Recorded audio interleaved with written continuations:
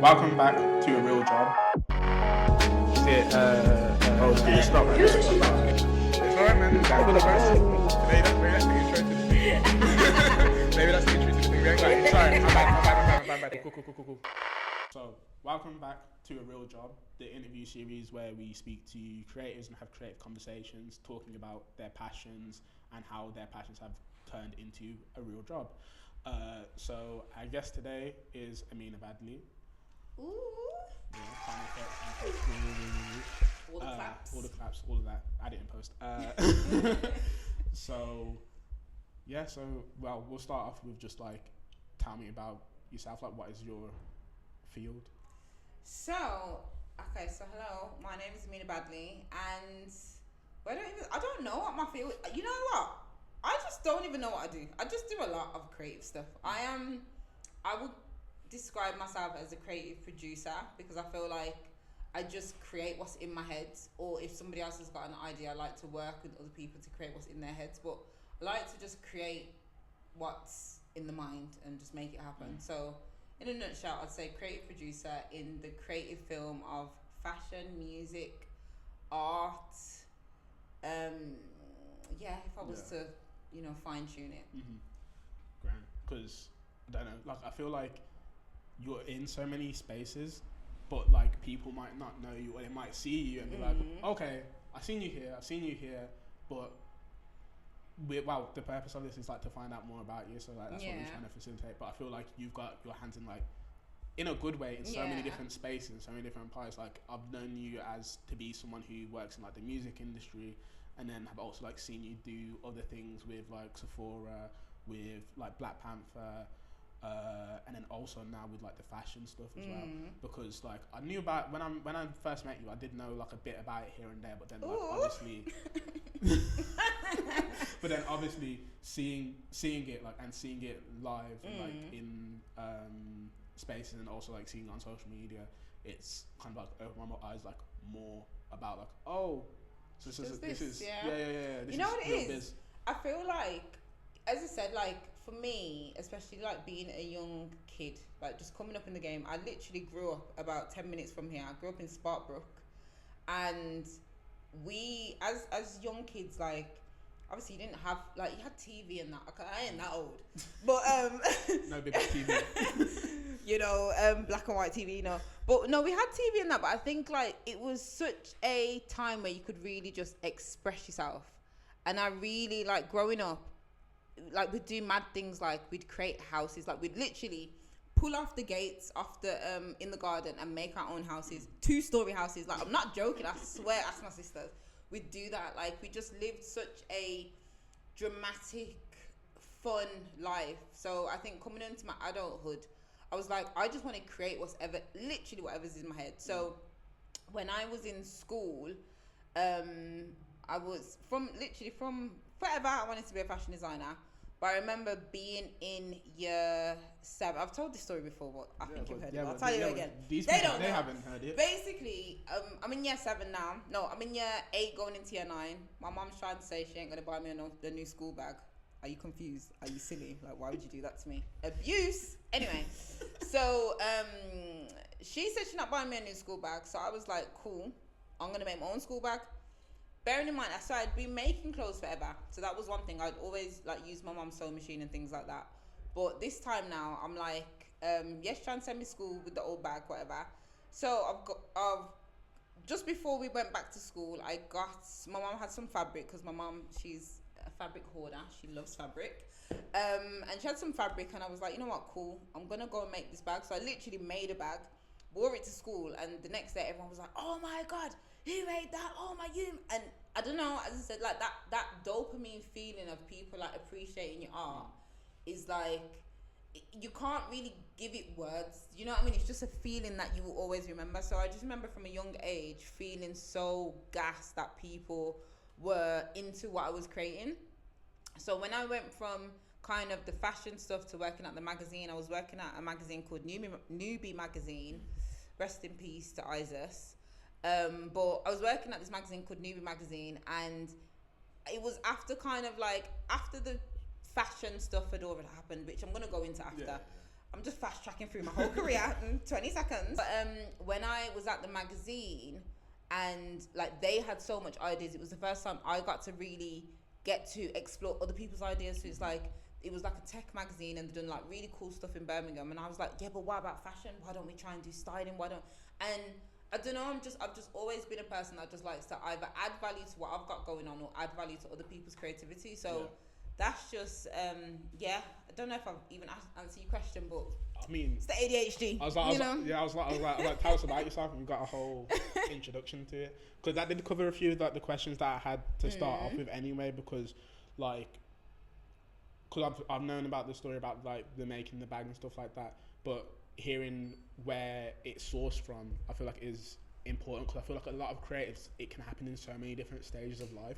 Like it can happen like at young where you don't know what to call it, and this is just like me being fast or me being like just creating, just figuring that stuff out, and then people can do it later in life. And because I've known you've done it for like, so like from like the spark of it spark like so young, I feel like it's interesting to see how it's literally part of my DNA at this point. Like I can't, as I said, every day I'm blessed to be around such amazing creative people all the time as well. So it's like, even my mom she's so amazing. Like my mom's just like the core creative, but I think being neurodivergent is, how can I explain it? I think that having ADHD or just being a neurodivergent person is because you find a way of expressing yourself through creativity.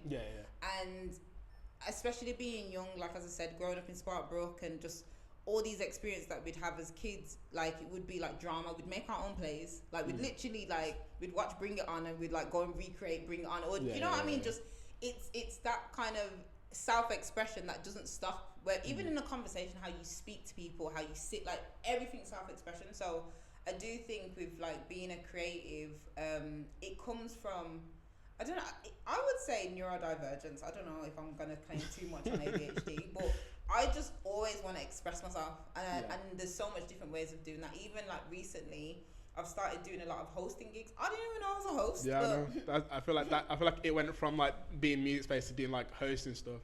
And it fits, but I think it fits like because of all like the experience of like just talking to people. Because I feel like hosting is like something that you can't teach. I really don't think that you can really like teach how to do hosting. If it's not in you, it's just not. So like seeing you step into the place, and I've like bumped into you before it started, and you're like a bit nervous and that, and then you go into it and it's just like, oh, thanks for noticing that I was nervous, mate. I'm a mess sometimes. Yeah, before. But you hide it. The thing is though, you hide it well, and that's a talent that can't be taught. Of like being like, I'm a bit nervous about X, Y, Z and the third, but I'm gonna just get into it anyway, and just if things happen. Do you know what I mean?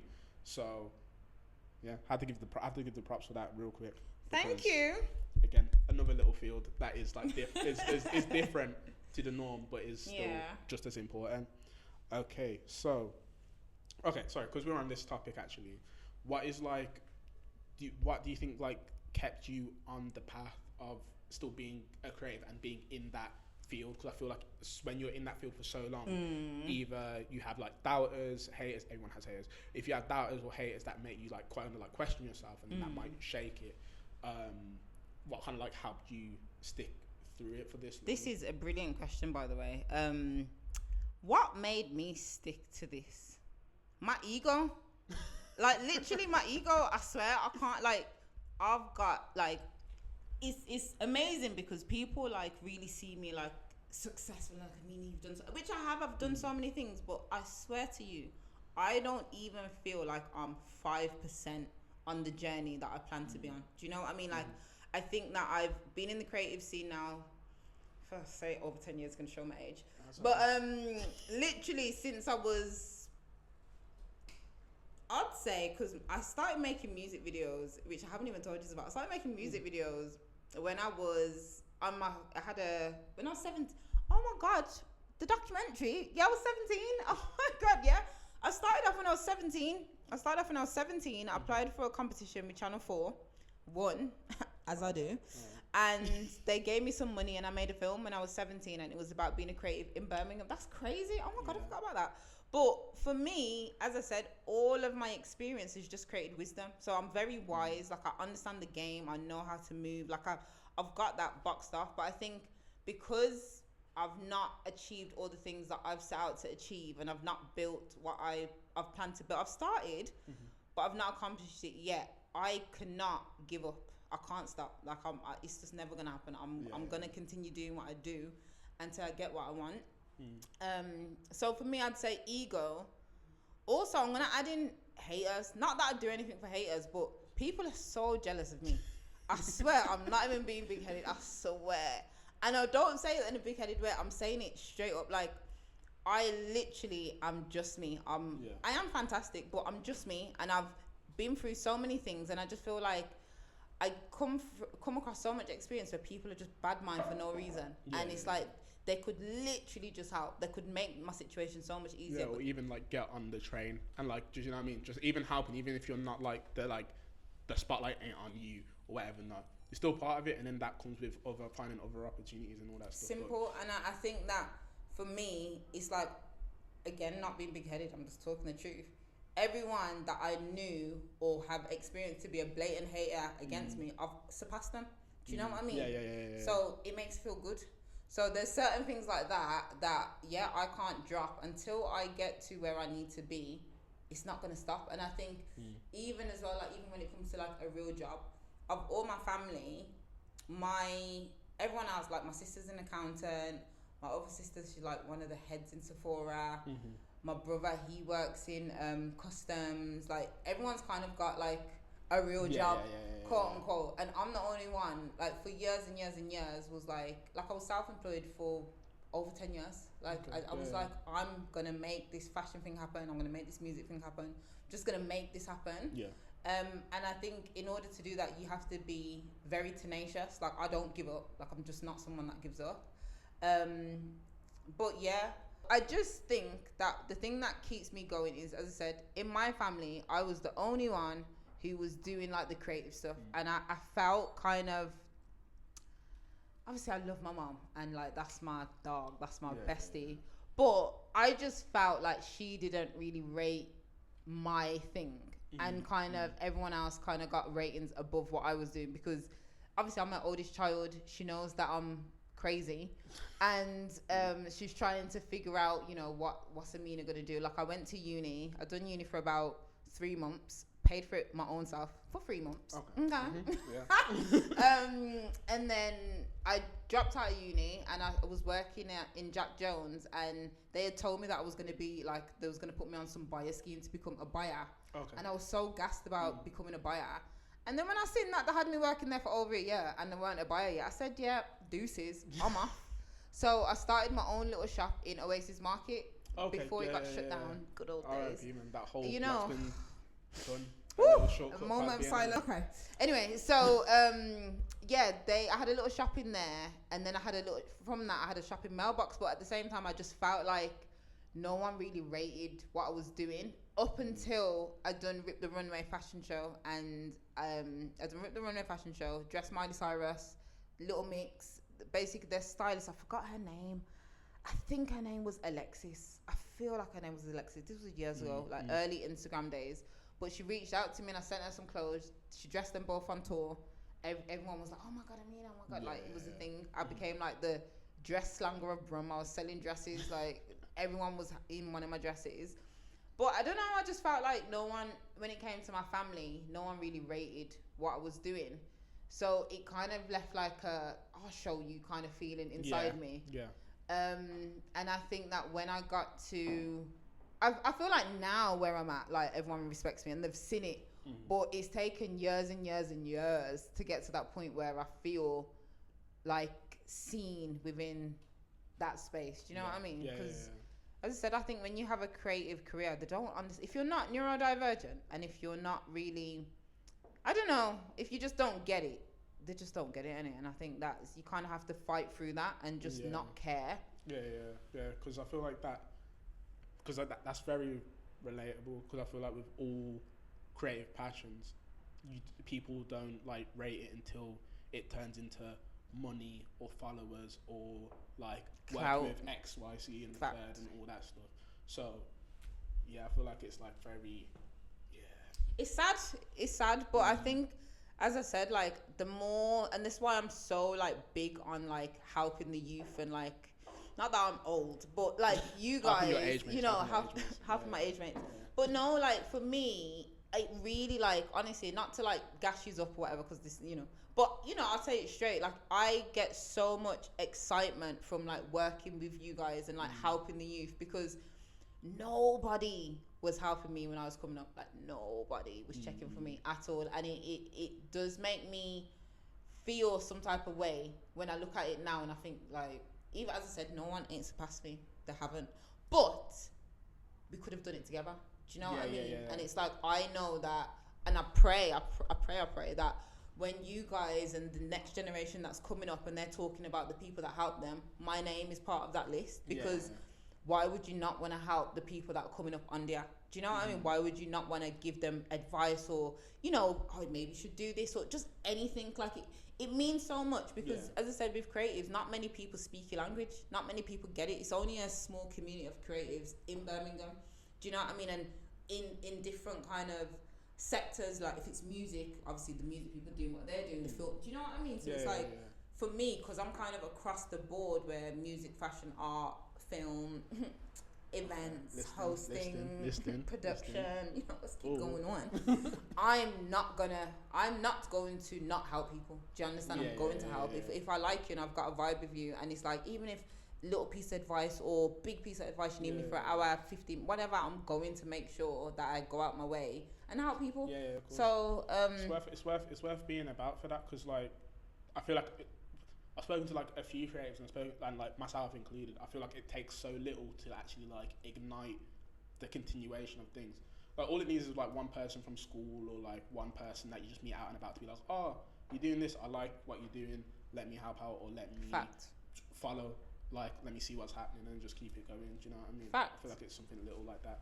Like people speaking and supporting, it doesn't take that much for that to actually influence you to actually like take things a step further, because I feel like a lot of the time it can be like bare people, or like not even bare people, but just like one person that's important in your life at the time is like dissing it or saying whatever, not negative vibes, and then it just takes one person outside of that who either has the experience of like age or experience of like being in the field that you want to be in, to say, this can be done, Like I feel like that's the point of like a real job anyway, is that people can look on this, watch it, and be like, oh, this is actually realistic, feasible. These are people that are doing it rare. And this is their experience, and that's why, as I said, this platform's so amazing, because, as I said, not everybody has a, you know, age mates that we are, of course.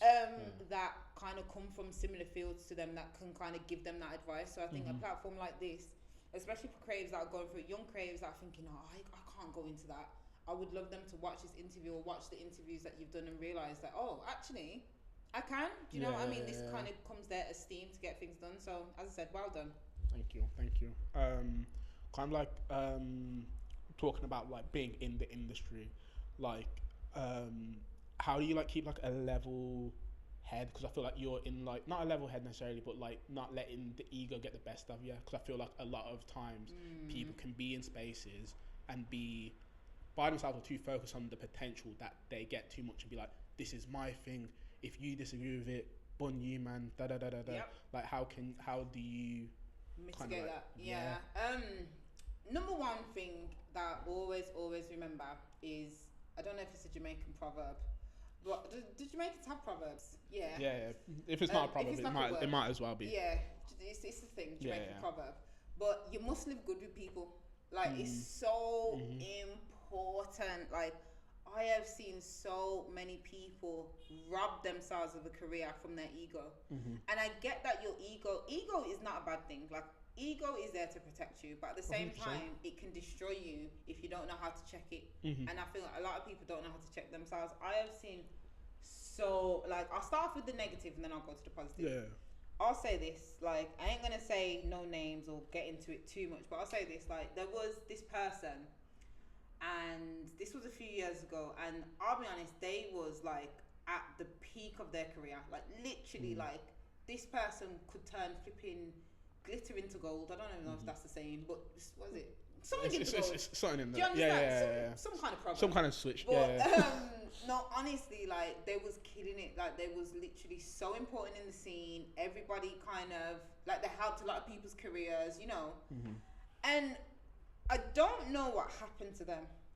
And we was actually really, really close. Like, they come to my mom's house, come to my own house. Nobody even comes to my house. Like, but they come to my mom's house. Come, you know, there was around the family, everyone, like, and they, as I said, to this day, I don't know what happened, but I just personally think that there was something in them that they hadn't addressed yet or checked, because all of a sudden they started like scheming people, saying that I'll pay for this and I'll pay me and I'll get this for you, and not doing it. But they was doing it to like a next level. Like I cannot believe that this person was doing this, but they was doing it to a next level, and it was like, why on earth would you, who's there in these spaces doing this, like, this person could have been the biggest, if literally could have been one of the biggest things to ever come out of Birmingham, fact. And now they're nowhere to be seen. Do you understand? And that was literally just from ego, them not checking themselves, the people around them not checking them, and just losing themselves to the game. So I think that what I've learned from that situation, and what I've learned just in general from what I've seen, you need to live good with people, man. You can't be slimy, you can't be scheming. Like, it's always going to come back to you, number one. Number two, I'd say, know who you are. Like, you really have to know yourself, because as I said, it gets exciting. Especially, like, I've been popular, as I said, over 10 years now. I started off with the dresses, like, are you that badly by name, girl? Yeah. Are you badly drawn? Like, that's been a thing. But I think, as I said, because I'm so, like, I don't know, again, I'd say maybe it's the ADHD, but I'm so excited by people. So, like, people are like, oh my God, Ameena. I'm like, oh my God, you. Do you know what I mean? Yeah, like, matching the energy. Yeah, it's like, I don't think I'm too nice. I don't let anything get to my head. I've been in amazing spaces. I've lived my best life, but I've also lived a horrible, do you understand? The contrast. You know, I've gone through it. So I think that for me, I'm not ever going to put myself in a position where I think I'm better than anybody, because I'm not. Do you know, I could have £1 million in my pocket, I could have 5 pence in my pocket. Yeah. I'll tell a funny story, actually. I'll tell a funny story that kind of, every time I get gassed, I remember this situation. So this was, I think it was like 2018, it was either 2018, 2020, but this was either when we signed to Sony. So when I was a music manager, I was managing Mowgli, and we'd signed to Sony, and obviously you're getting money, like but I don't even think it was 28. I feel like this was 2020. I feel like this was 2020. Anyway, I had a big wad of money coming in. And I had on a nice designer tracksuit. I was driving a nice, was it a BMW? Something nice, something light, something clean. And I've gone to, I was in, you know, by the Tesco in, I was by the big Tesco, man, with the, by the big Tesco. Yeah. Come out of there now, obviously feeling myself, you know, I'm on a little designer tracksuit. Walk into the shop now, go to pay for the petrol. Beep! Didn't go through. And there was a whole line behind me, and obviously, because I thought I was so gassed, in my head they was laughing at me, as they should have. But every time I kind of get gassed, I remember that situation, like, I'm gonna calm down. You literally just got in a tracksuit, or you literally, like, relax. It's not that deep. So I check myself. Like, I literally check myself, because it's very easy to get gassed in this industry. Being a creative, being popular, being seen. It's so easy to get gassed. But I think if you remain humble and you literally become your biggest critic, like, girl, relax. Yeah, you can be prepared for, like, do you know what I mean? Situation like that. We're prepared for, like, when there's, like, a dry patch or whatever. Not because I feel like, especially, like, if you're in, like, the freelancing space, the dry patches do happen, them dry patches and they are, like, prevalent. Yeah, and especially when it, like, shifts. Yeah. And again, I think it's like, I think them dry patches, again, for me, I think being a creative is actually, can be quite traumatic, because you will have a great spell in terms of, like, you've done amazing for, like, the last 6 months, let's just say. Now everyone's perception of you is that you're rich and you're loaded and you've got it going on and you think everything's together. So literally since I've been 21, people have always seen me as the rich friend. I said, what? Say what now? Who said that? Baby, like, who said that? What bank account, please? And it does actually, like, I know, but during my kind of, not depressive, because we're not going to make it dark, but during my kind of down period, that messes me up, because it's like people's expectation of you, or people's perception of you, is that you're floating, and it's like, mate, I'm rock bottom right now, but it don't look like it, because you've just perceived me in such a way for such a long time. They've what's the word, projected their kind of view of you onto you, and when you're that's like, not the case at the time. you know, so I'm just a person like you, man. Like, it doesn't. And I think as well, when obviously with us as like freelancers and creatives, when you're a normal person, quote unquote, you know, each month you're going to get paid. You're going to, whereas us, it's like, any sales, you know? So, so yeah, I will throw that in there. Okay, cool. We're gonna do these quick fire questions. I'm gonna try, so these ones, because I know we like to talk. Not just you, me too. Oh, I like to. Yeah. But we're gonna just a few, literally like 3 questions. Yeah, go on. What do I have to say? Like the first thing that comes into my head. You can take like a few seconds. It doesn't need to be like. It doesn't need to be. I'm not gonna jump you with questions, Okay. but like you can take a few. You can take a few seconds, but I mean like answers. Okay. Yeah. So first one would be, what would you say to your younger self? So that can be like. What question? Like, let's say 2-3 sentences, just to keep it like 2-3 sentences. Yeah, because like, let's say okay. Let me after then as well, because I'll ask you at the end as well. But let me paint the picture. Okay. Time machine. Okay. No, not even time machine. Phone. Okay. Phone's got minutes. You only got like 2 minutes. You only got like a minute. Let's say to like ball off something real fast. If you want, I can put a timer on. And that can put the real pressure on. Okay. But, no pressure. Yeah, just a real pressure on. But say time machine, phone call, got minutes. You just battle. So for some reason, your younger self has picked up the phone. Don't know what. Me personally, I don't know why your younger self is just picking up phones and that. That's what she does fast. Yeah. Yeah. Do you know what I mean? But so we can do that and then say, what would you say? It doesn't have to be strictly in the realm of creativity, just in general. Okay. Do you want me to put a timer on, or do you want me to leave you like? This is such a beautiful question. I know. I thought about it. Yeah, but like we're gonna have to go into it after, because I've got so much things to say about that. We'll loop back into it. Yeah, we'll loop back into the thingy. I can put on a timer. Yeah. Quick fire. So I've got 1 minute to talk to my younger self. Yeah. Let's do 1 minute. Okay. And that camera with the blue is your camera, so you can do it. You can do it straight down the barrel. Okay. Make it dramatic. Tell me when to start. No, you don't have to make it dramatic, but you know what I mean. Okay. Ready? Everything I do is dramatic. Yeah, but ready. 3, 2, 1, go. Ameena, do you not know that you are iconic? Like right now, you're going through it. You know, we're struggling. You know, things are rough, but you're gonna grow up one day, and you're gonna be so proud of yourself. And literally, you're gonna have an amazing child. You're literally gonna have a child.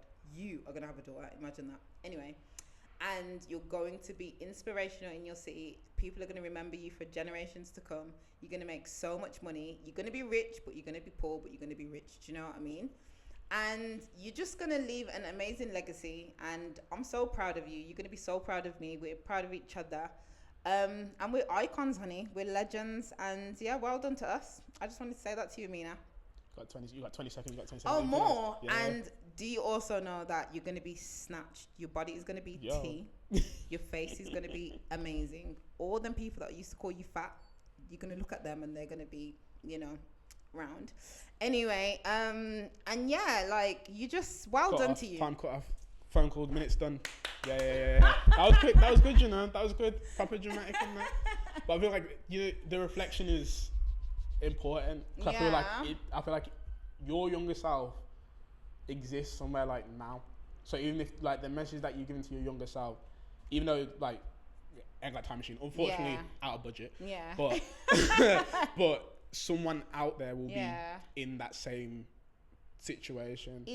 You know what I said? I ain't gonna cry on your podcast because I ain't gonna do that. It's a safe space if you want to. No, like the reason why, you know why that kind of question hit me so much? Because I swear to God, I was thinking this the other day. I was thinking, Ameena, like you literally come from a family, like you're the oldest of 7 kids.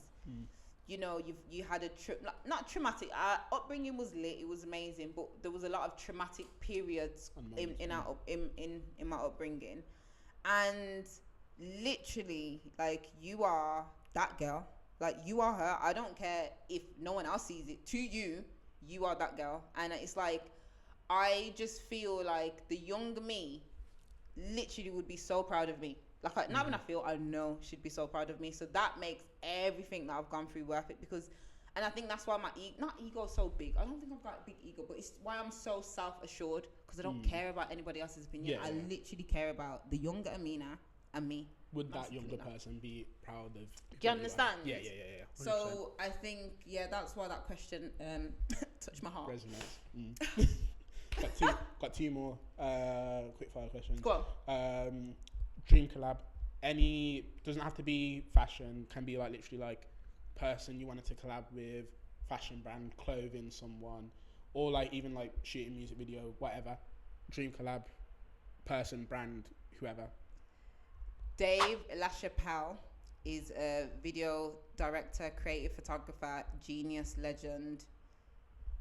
Dave or David? Dave. It's Dave. Dave LaChapelle. He is a video. Yeah, he's just an icon from like. But his new work's amazing. But his old work, his 2000 work. Oh my God, chef's kiss. I would love to work with him. I would love to like. I'd love to do a campaign or just something with him. He's everything. Yeah, he's everything. Icon. So that literally, that's who I'd. That was quick, you know. Yeah. I thought it might take a bit. Been thinking of that for years. Oh, that's always been one in the back. So it's in my head. Yeah, is his name? No, David. It's David LaChapelle. We'll edit it right. Yeah. Okay.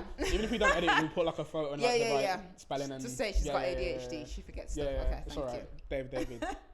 Regardless, we appreciate D. you. Chappelle. Yeah. D. Chappelle. Yeah. And then this is a quick fire question, but it's hard to ask you because you do a lot of different creative things. But if you could step into like another creative field, what would it be that you haven't already stepped into? And even actually for you, we'll give it like a little extra. If it isn't creative, just any field.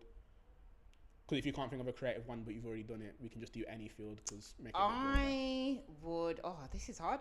If another creative field that I'd want to jump into,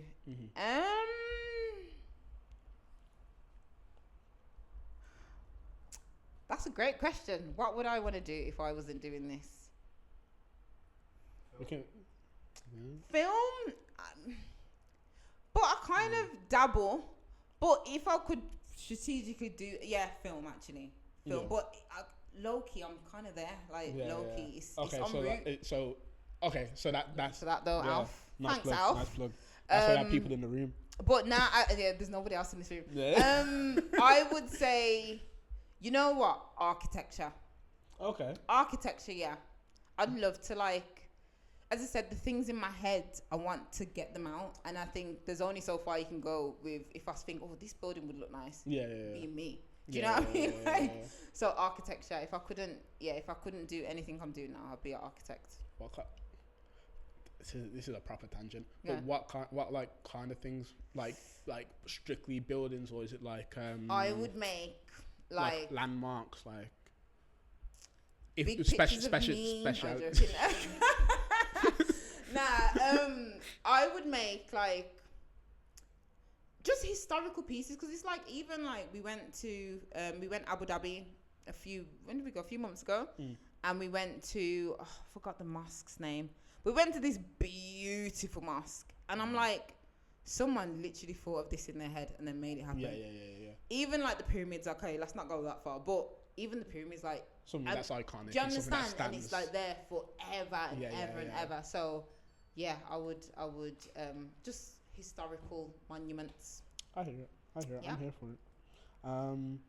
Okay, because I think we did touch on it earlier a little bit, but like with the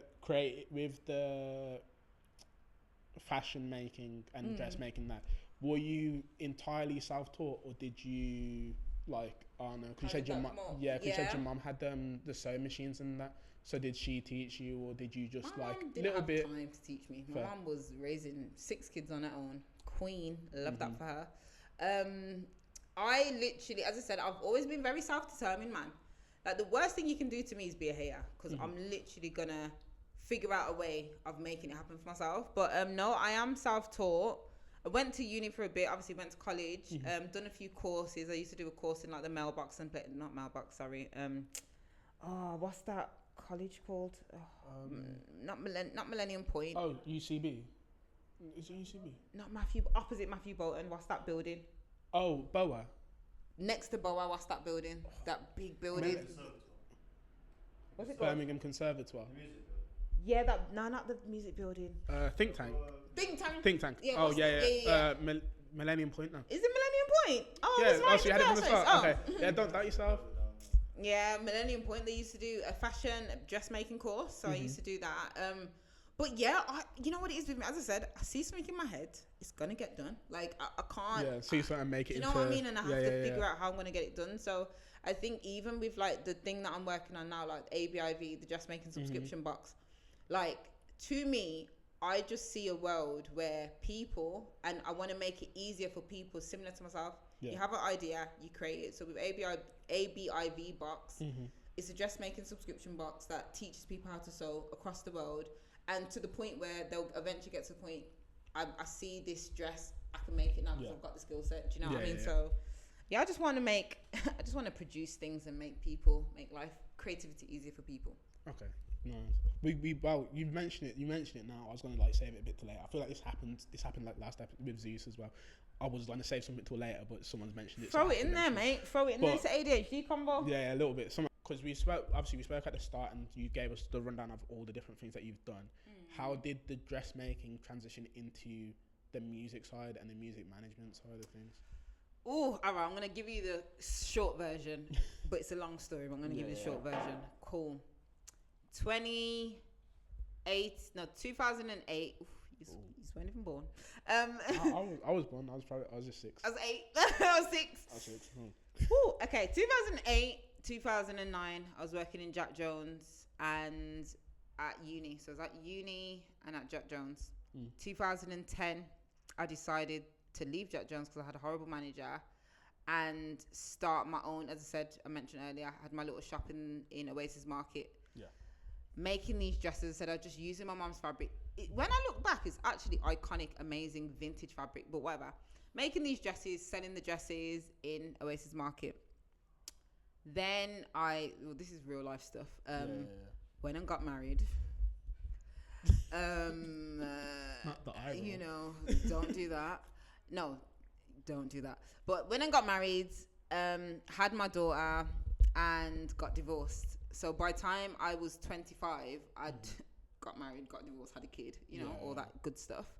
And I was working at a magazine. Like I'd come out, I was just going through it, man. Like I was going through a lot, like just mentally, because as I said, I never, ever, ever in life, ever planned to get married or have a kid. Any of this stuff, like what is happening to me? And bearing in mind, all of this is happening while I'm peaking in my career. I've just dressed Miley Cyrus and I'm getting engaged to, like, what? You know what? Anyway, so so when I came out of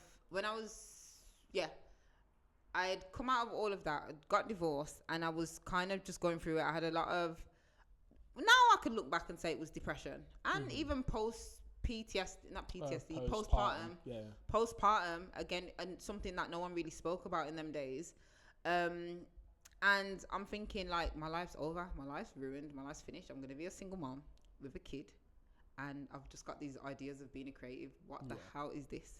So I was going through it, and my cousin was working at this magazine called Newbie Magazine.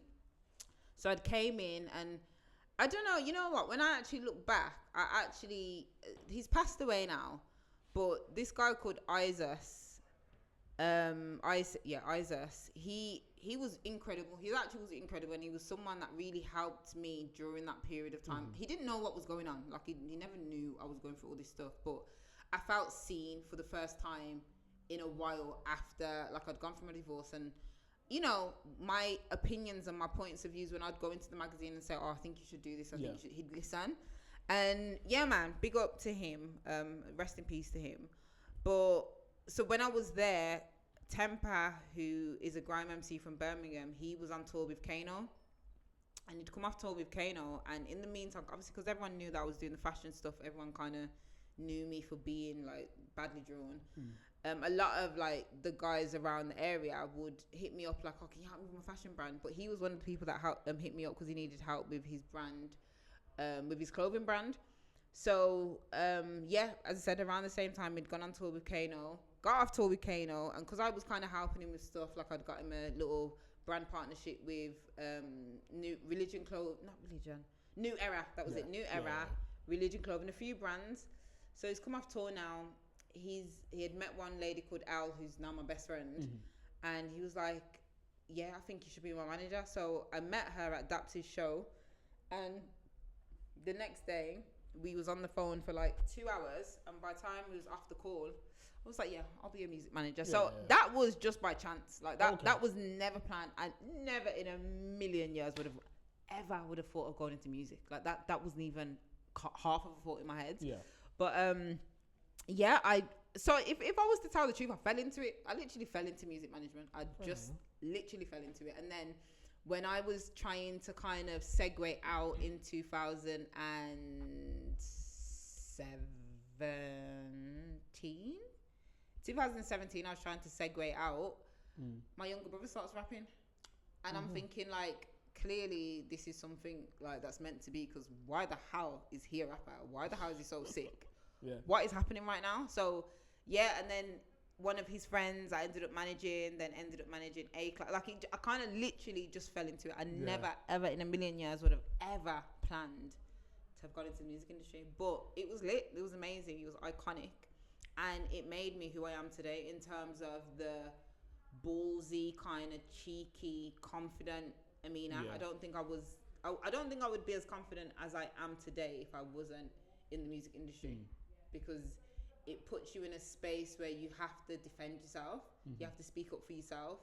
You have to grow up. You have to grow up a lot in that creative kind of in the industry in general. Everyone knows the music industry can be rough, and I went through the thick of it. But it made me who I am today. So I fell into it. In a nutshell, to answer your question, I literally, there was no plan. I just fell into it. I went with the flow of life. And then with that, because we haven't talked about it enough, I don't think, with going into that space, what are some of the ups and downs of it? Want to give a realistic viewpoint of it. So what are some, for me, from personal experience, not necessarily just to blanket and be whatever, not personal. This can happen to you. Do you know what I mean? For me, I think that the downside for me is not understanding or realizing my strengths and weaknesses before I kind of went into it. As I said, I only got diagnosed with ADHD 2 years ago. I was ADHD flipping. I was rampant ADHD in that space. Do you know what I mean? So it's and I think for me, the greatest thing was there was a lot of people that would see that amazing spark in me and kind of really helped me and just kind of advocated for me. So I would say Ricky Blue, he's the head of Since 93, and he was one of my mentors who proper just really advocated for me and kind of made me feel amazing in that space. But I didn't know in myself that why I go on a certain way or why I'm so excited by creative stuff, but when it comes to paperwork, it's just long. Do you know what I mean? And in order to be a manager, it's not just about the creative side. You need to have the other side balance. And I didn't know that I wasn't able to properly do that at that time. So I think, I didn't know myself enough, I would say. What else? What was the ups and downs? Obviously, being from Brum, obviously I'm a girl, I'm a ditzy blonde. I don't look it, but I am literally ditzy as hell. So for me, managing the artists that I was managing and the kind of backgrounds that they came from was a lot, which I didn't realize. It was fun and games until it weren't fun and games. And I think in them spaces, artists getting shot, going to jail, that's not things that you prepare for in your head. So when it happens, you don't even know how to deal with it. You just kind of, I think for me, I just kind of rolled through it. Literally in my head, I feel when I look back, I just rolled through 4 years of my life. It just rolled into the next thing. But so I would say the ups and downs for me were obviously getting signed, literally helping change people's lives. They will make money from this music forever and ever and ever. The children, they will forever be fulfilled by the music that they made. I would say the downside, jealousy again. People are so jealous of me. Anyway, no, without being big-headed, but just bad mind, man. I swear there was so much bad mind people that for no reason, I swear to you, I'm literally just a girl from Sparkbrook who's trying to make it happen for herself. why are you so mad? Yeah. Protecting yourself as well, not like, for me again, and I was, you know, when you're a friendly person and you just like, your eyes are so open, like, oh my god, like I just love everyone so much. You can't always gauge when someone don't like you. So I couldn't really read the room when it came to that. I'd be thinking me and this person are best friends, and Until lo and behold, happens, do you understand? And it all shuts down. So I think, not reading the room. I didn't read the room enough during them times, and that's why now I'm able to kind of pick up on things really quick, because I think trauma. I think I'm so traumatized, I know how to maneuver better. But yeah, there was so much ups and downs. But I will say, going to Atlanta was a major high. I got flued out. Getting bookings, international bookings, was amazing. Meeting your heroes, like I've met some amazing, incredible people. Learning to network, learning to be confident, learning to just like be able to be in any space and have a conversation and kind of take from it. Learning how to kind of advocate for. We were talking about you being like flown out for interviews. Not interviews, sorry, for music videos, and even to be fair, again, I've done so much things. I forget how much stuff I've done. I actually, one of the greatest experiences, the video didn't actually end up coming out because the song didn't get cleared, and it actually was kind of silly on, you know, the people who was doing the song's behalf, but obviously that weren't my business. But we got flued out. We got flown out to Marbella, and I produced the music video in Marbella for Simba. If I forget the artist's name, I'm gonna be terrible. Baveen. Let's cut this out. So I got flown out to Dubai to produce a video, to produce a video for an artist called Simba and Baveen. And the song was so sick. The video was sick. It was such a great experience. And the song, it never came out. But again, just being able to, the things in your head, being able to kind of facilitate and make it happen. So yeah, man, the music industry can be amazing, but it's going to be a journey. Especially, in my opinion, if you're a woman, I would say, like, you know, it was tough, man. And I think even just getting respect from men sometimes is just hard, especially if you're not going down certain routes. So for me, it was quite difficult, but, you know, I came through, you know, and made it happen, and Okay. And then kind of like to bring it, well, not even bring it back, another little tangent, because we love tangents here. But how has that like experience, like being a creative, doing so many things and being so like well recognized or well known within the creative space, and being a parent? Because like I said before we started, I'm gonna get it on camera because we're on camera now. But I didn't know that until like a few days ago, and like it wasn't surprised. I wasn't like, oh my god. But like I was like, but I just. Amina's a mom. Amina's a mom. like a Home Alone moment. Yeah, do you know what I mean? But I didn't know that, and like I don't know. I feel like that's a perspective that, because people still have these creative passions and creative like whatever nuts or like non-traditional paths, and have kids, and it's like how do you balance? Like balance, effect, like how just experience in general. How's that like been across like all of the creative places that you've been in? I would say I've been so lucky. Like I have an incredible foundation. Like my mom, my sisters, they have been 10 out of 10. And you know, for me, as I said earlier, I have never had a plan to be a mom. That was never in my book of things to do. But that being said, when I became a mother, as I said in the beginning, it was depressive. I'm not gonna lie, like this true transparency. It was like I genuinely thought my life was over. I thought, oh my god, what am I gonna become? But with the right foundation, the right mindset, and again, just tenacity, like I'm not gonna let my dreams die because I've had a kid. Do you know what I mean? I think, you know, being a parent, you get to like grow a human. Like it's actually iconic. I can't believe God trusted me to grow a human. What the hell? Yeah. But I think it's been hard. It's been hard, and you know, one thing that again I have no jealousy towards nobody. I'm never bad mind, and I know what's in place for me will come to me. Mm-hmm. That being said, being a parent, you watch a lot of people surpass you quickly because the things that you need to do, and you've got to go home and get, I'm coming from London, getting back to Brum 2 a.m., staying at my mum's. I've got to get my daughter to school for 9 a.m. Do you know what I mean?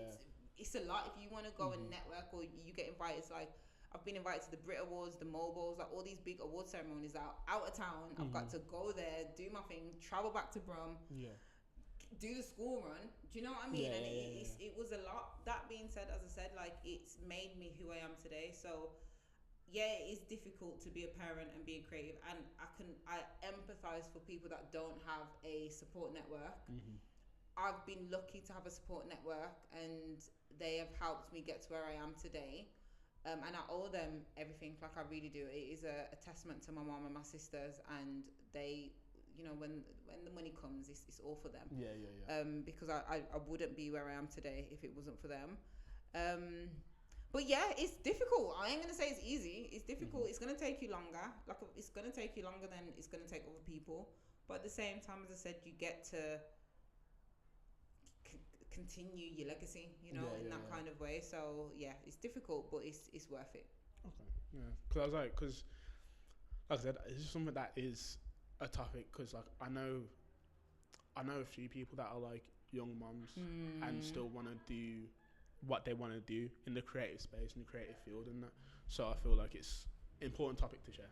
Do you know what I mean? No, definitely, and it should never deter you. Honestly, being a parent, it should never deter you. Like, you have more. I'm not saying you've got more to live for than you, because I'm not saying that. But I'm saying you have responsibility now. So if you want to go and live your dream and, like, be the creative that you actually have to make more mindful steps to make sure it happens. Because at the end of the day, the time that you're spending being a creative is time that you could spend getting a real job. And having, and guaranteeing that this month you're going to get paid and you'll be able to do this. But with this job, like, my daughter has traveled. She's traveled the world. She's lived her best life. She's lived, do you know what I mean? She's had amazing experiences. And that come from not a real job. Do you know what I mean? That come from a creative job. So, being a creative is tough. But, I mean, being a parent and a creative is tough. But you can make it happen, man. It's worth it. 100%. And then, but the last, like, one of the last questions that we have about it is, because I did some research on it and I want to show off my prowess. Research on me?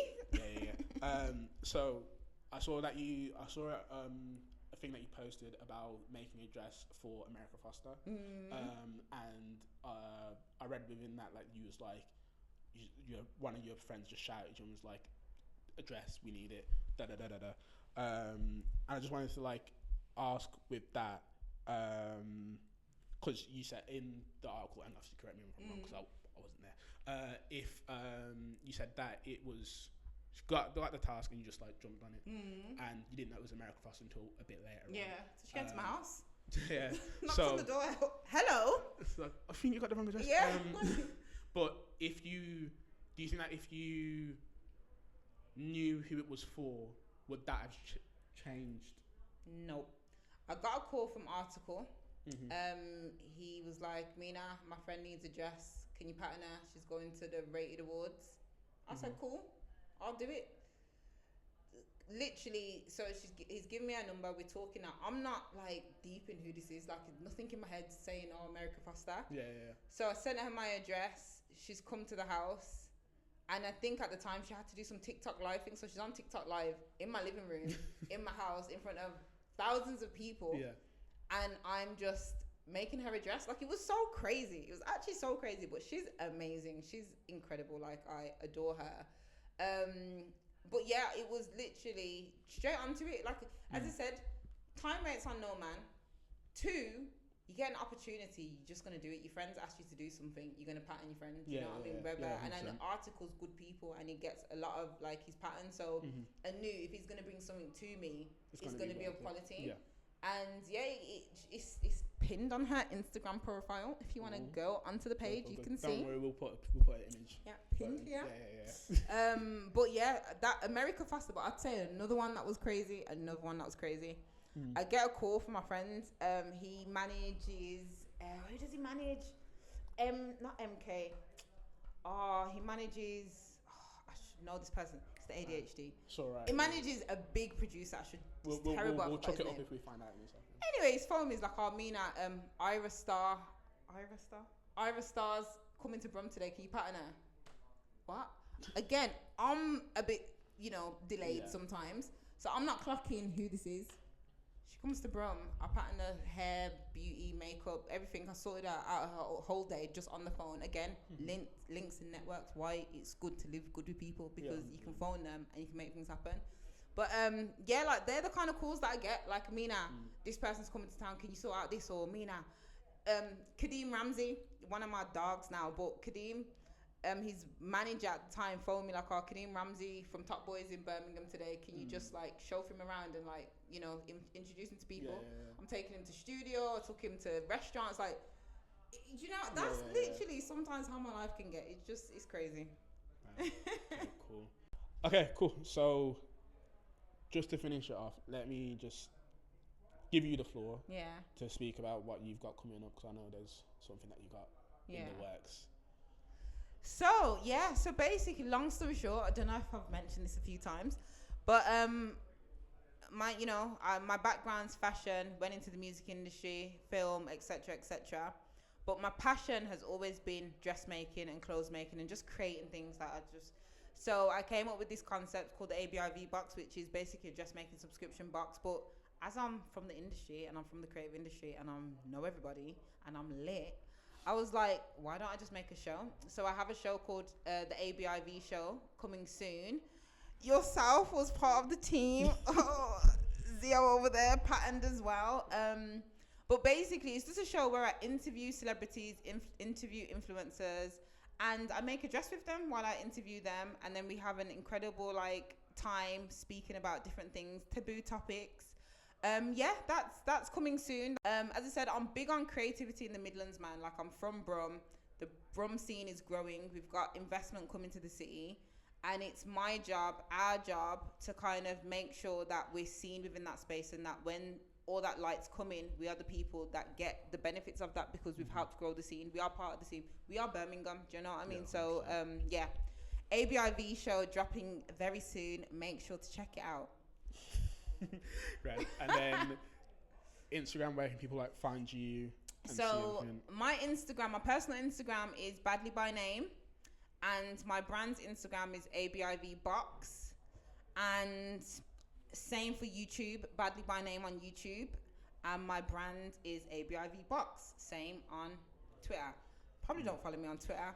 It goes off on Twitter. It's okay. Whatever, all the contacts will be in the description and all that stuff as well. But, it's all right. It's all right. They'll find you. They'll find me. Where you are. Okay, grand. And so that is the end of this episode of A Real Job. Thank you, Ameena Badley, for coming on. Claps, clap, clap, clap, clap, clap, clap, clap, clap, clap, clap, clap, clap. Woo! No, thank you for having me, man. And as I said, please, guys, make sure you lock into this platform, because creatives need a space, a safe space to speak, and just somewhere that I think that they can feel safe and they can feel heard and understood. And being a creative, as we know, a lot of people describe us as not having a real job. But it is a real job. So, man, big up yourselves. Well done. Thank you for having me. I adore you all. Love this collective. Come on, we're trying. we doing, yes. Are. So if you like listening to this interview, find out more about Ameena's creative passion turning into a real job, follow us on Instagram, TikTok. We should have Twitter as well. And subscribe, comment, all of them things on the YouTube as well. Yeah. Thanks. Woo!